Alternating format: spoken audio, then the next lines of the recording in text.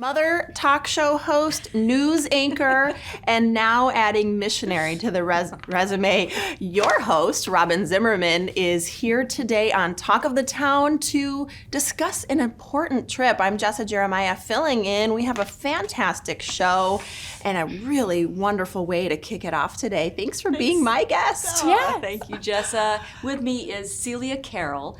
Celia was my comrade in Honduras. So we went on a mission trip with St. Luke's to Honduras the first week in February. And so Celia has joined me for this interview. Yeah, she's so fun to have Robyn on this side of the couch and with she's me. all dressed up and because we were wearing t-shirts. And last time, yes, it was a little rough going, but we had a great time. Yeah. You know, this is so splendid to be able to have this conversation and share a little bit about this very special trip with our viewers. You know, we've been preparing for Robyn's departure and then really got to hear about this trip, some tidbits, and now we're going to share. So this is a mission trip. This is with St. Luke's Jericho Ministries mission.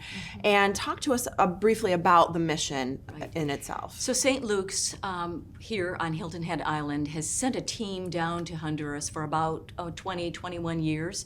It started with a missionary called Betsy Hake in Tegucigalpa, which is the capital of Honduras. She was sent as a church planter. And when she got down there, she started ministering to prostitutes. And then she started ministering to their children. And then it grew and grew. And then 2 hours away, I guess it is, out in the country, is now where all the girls are. So she's grown the mission. There are boys in the city. She has a school in the city. She has a school out at the villa where we were in, which is near Donley. We also have a sewing workshop for women to learn a trade and also be able to sell some of those products as well to raise some money for all their missions, which is really cool. We came back with a couple of those pieces. So how nice. So this is obviously an incredible mission, a really important cause. Why did the two of you decide to become part of it? How did that come to be? I'll let you start, Celia. So travel's always been, a number one, priority for me, passion for me, and especially after the last couple of years of not being able to do that, I totally jumped at the chance. I kind of came in a little bit last minute. I showed up to the meeting, the interest meeting. You're in. 3 weeks to go, and they're like, what brings you here? And I'm like, I just feel called to do this, and had read up about it. And next thing I knew, I left the meeting, and I was going on the plane, and that was it. So, obviously, it was nice to have Celia with you.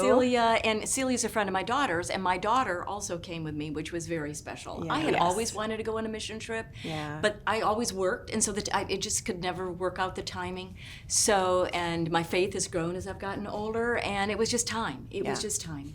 Well, you were both called to do something big, and with that always comes challenges too. I know this was an emotional trip for you in particular, Robyn, and I'm curious how this went for you, Celia. Talk to us about what the challenges were. The challenges were there's a whole different culture, of course. And it was very emotional because we were working with girls who had been either trafficked or neglected or abandoned or abused.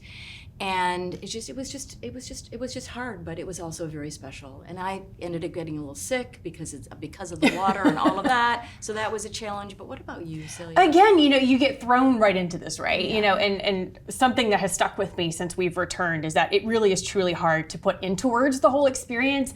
And all the challenges really were there to show us what we're made of and what we can accomplish together and lean into each other and to the girls. They were incredibly special to us. So, well, and let's spend the minute we have left talking about the girls, some of the takeaways, because you're all in one house. Yes. And you're all together. Very disciplined. Betsy Hake, again, the missionary, and the children are up at 5. They have their devotion.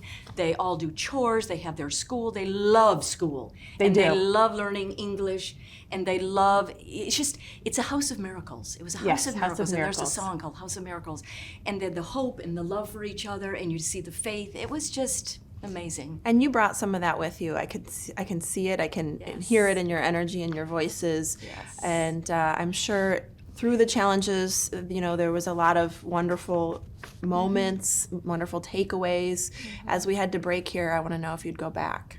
100%. That's what the challenge just set us up for, so we can go back stronger next time. So. I initially said I don't know because you're because going, I got Robyn. sick, I'm dragging but you. now my anniversary, my daughter said, "Mom, well, you can do it." So to see the girls again, so a year later, growing up, it would be really special. So I guess I will. And then we'll have you right here on this couch Yes, to tell us next about year. it. And I hope you stay right there on your couch because we have more Talk of the Town coming up next.